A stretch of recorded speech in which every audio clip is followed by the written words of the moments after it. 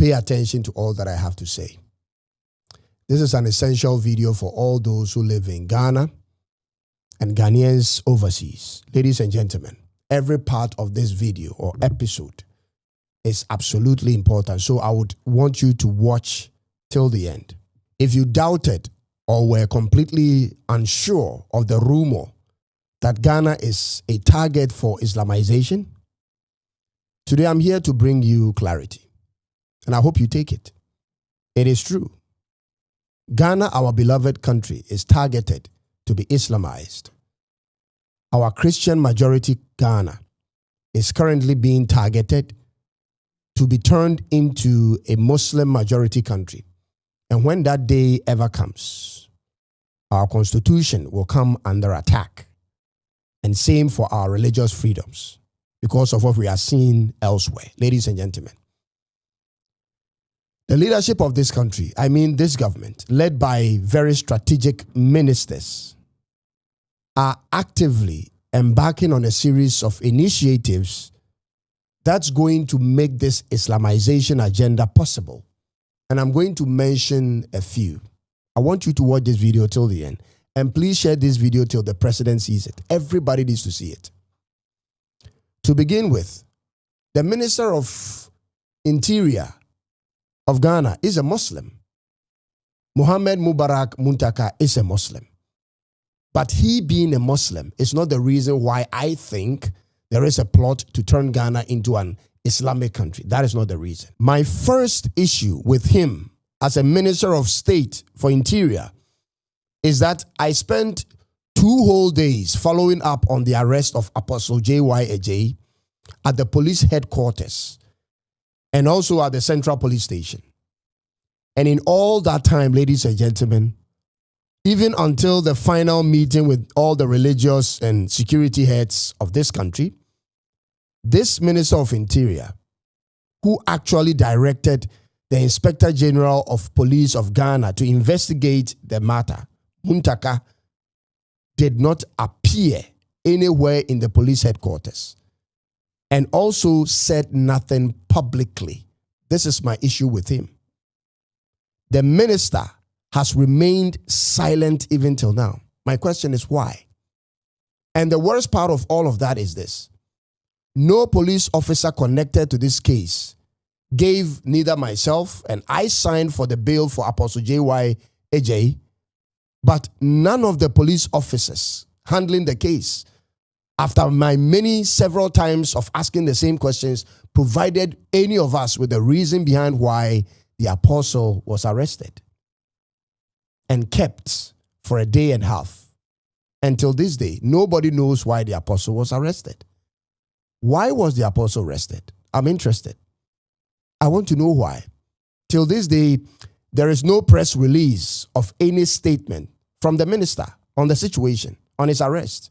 Meanwhile, the Islamic Imam Masood Abdullah, who incited his listeners to kill anyone who insults their prophet, was let go the moment he apologized. And he came on media, social media, talking about his apology.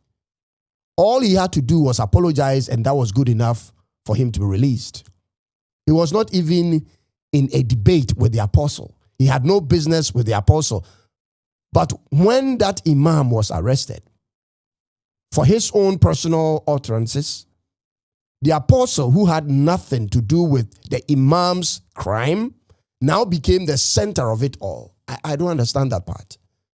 The apostle got picked up for the statements of the imam. Ladies and gentlemen, the Minister of Interior, who ordered the IGP to investigate the matter, stayed silent and didn't also show up at the meeting. The President of Ghana, as usual, has been silent. The Minister for Local Government, Chieftaincy and Religious Affairs didn't attend the meeting and has been since silent. And his deputy also didn't attend. Why haven't they publicly spoken on this issue? Why didn't they attend? Those who attended the reconciliation meeting were the IGP, Christian Tete Yehunu, Ghana Catholic Bishops Conference, representatives of the Christian Council of Ghana, National Chief Imam Sheikh Dr. Usman Nuhu Sharubutu, Ghana Pentecostal and Charismatic Council, Ahmadiyya Muslim Mission, Shia Muslim Community, Council of Zongo Chiefs, and Elvis Afriye Ankara, who came as a presidential envoy for interfaith and ecumenical relations from the office of the president. Ladies and gentlemen, the minister was a no-show and no speech. Minister for Local Government Chieftaincy and Religious Affairs was also a no-show, no speech. And the president of Ghana the same. Meanwhile, they handcuffed our brother for exactly why we still don't know. He was not part of the utterances of the Imam Masood Abdullah. Always remember this. But they allowed for the Muslim civilians to interrogate him with their hands in his face as though they were part of law enforcement. These people are not lawyers, but they were interrogating him. They mocked and threatened him and ultimately humiliated the guy by slapping him while in police custody, ladies and gentlemen. The man who slapped him is called Sibame Zachariah. And I was quietly observing him while he walked around freely on the police headquarters compound.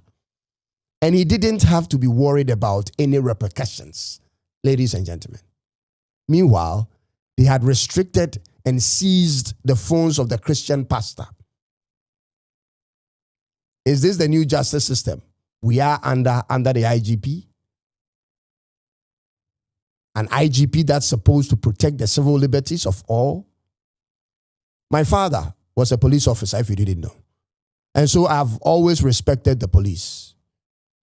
But when justice seems ignored, I struggle to overlook them, ladies and gentlemen. This is what I experience.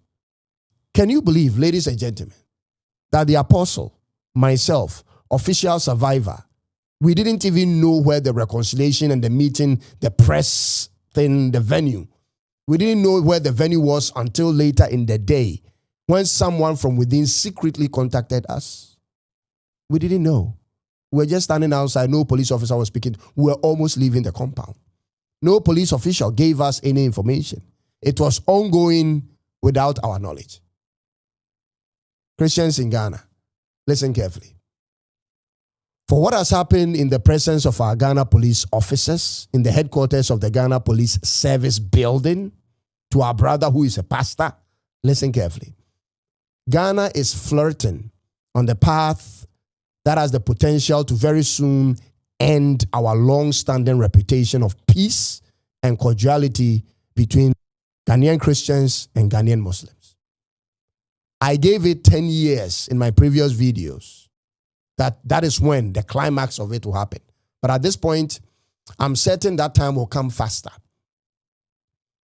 For your information, the agenda to Islamize Ghana is officially underway. Therefore, Christians in Ghana, it's time for you to get up and get into the politics of our country.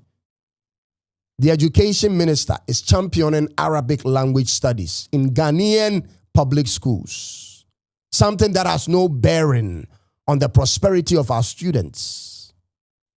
Listen carefully. It is part of the grand scheme. Malik Basentali, whom I have personally accepted his challenge to debate him on the relevance of Arabic instructors or Arabic language learning in shaping the youth of our Zongo communities, is also championing the same agenda, ladies and gentlemen. He has so far docked my challenge. And I would also dock that challenge if I were championing such a non-essential agenda. So I understand why he's docking. But Christian pastors, bishops, reverend fathers, and apostles of our great country, your time has come to be vocal and get your people, including yourselves, into political positions. Listen, I want you to listen to these words of wisdom. If you aren't at the table where decisions are being made, a decision will be made on your behalf, whether it favors you or not. Let that sink in. For that reason, we need upright, righteous Christian men and women who can stand up for Christian values in politics, in places of power in this country. The president we voted for is dealing with the Arabs. And there's no problem with dealing with Arabs. It is all good. It's diplomatic. But his dealings are going to come with strings, which will ultimately feed into the Islamization agenda. This is why you should be concerned about that agenda. And this is the reason. In every single country this agenda has been enforced, there hasn't been peace for people who do not ascribe to the Islamic faith. I repeat, in every country in the world where the Islamic agenda was enforced, that country ended up using the Sharia law of the Quran and the Hadiths to run the country instead of the secular constitution of that country.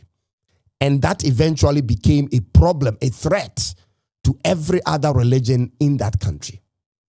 Iran, Egypt, Syria, Afghanistan, Lebanon, northern Nigeria right now, and others. I love Ghana. I love the Ghana I have known and the constitution we have. It protects all kinds of religions and tribes. It makes it possible to have unity in our diversity. We must therefore protect it for our future and the future of our unborn generations, ladies and gentlemen. Any attempt to topple it must be fought with every measure of our strength. And I mean every part of what I'm saying. Now, hear my conclusion to the assault issue, and I want to ask a question. Is an accused or a suspect aiding police investigations in Ghana allowed to be questioned by civilians and threatened and slapped? Is this permissible? Is this the new standard? You that think it's someone else's problem and so you don't actually care, just wait. One of these days, your turn will be up and you will need people to speak on the outside on your behalf. And there you realize there is nobody. And that's when you realize how important the rights of every individual in this country is and must be protected. Does any civilian have the right to question a person aiding police investigation in Ghana? The Christian pastor was there all alone. And in all that time, the Christian pastor was silent, not saying a word, respecting the office he holds and the institution that has invited him, ladies and gentlemen. Why, therefore, did they need to slap him? I don't understand why. Ladies and gentlemen, I don't know what I would have done and what you may also do in the same situation. But Apostle Ajay did exactly what our Lord Jesus did. When he was brought before Pontius Pilate, the governor of the Roman Empire in Judea, he did exactly so. He kept quiet. And so I fault him not, ladies and gentlemen. He follows after the Lord. But what's next, ladies and gentlemen? What's next? The man who assaulted the apostle in front of the police, what's next for him? Not a single time did any of the distinguished men who came to the meeting ask for an apology from that man to the apostle, Daniel Ajay. Not a single time did that happen. And I was quietly watching. Every one of them simply swept it under the rug and gave their speeches as though that was irrelevant. No apology from Sibame Zachariah to Apostle Ajay, the guy who slapped him. No apology from the Ghana Police Service to Apostle Ajay. No mention of charges against Sibame Zachariah. And everything was just bundled together under one national narrative and concluded. Is this justice? Is this a society we are building now? Where is the accountability from the police on this assault issue? Where is it?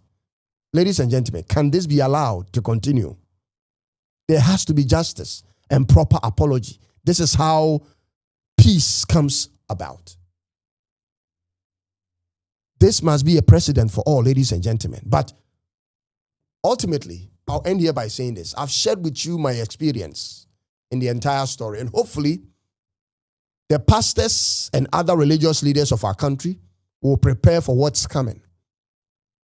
I have no intention of inciting anyone or creating any form of panic in society, but I intend to speak my mind on what I see wrong and unacceptable in this country, and so help me God.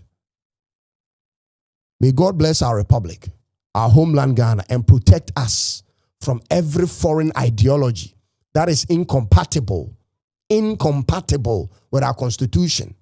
And God help us unite our country and make our nation great and strong. I'll end here. My name is Cyrus. This is Tuntum Network. I'll see you in the next one. Don't forget to subscribe. It is bye-bye for now.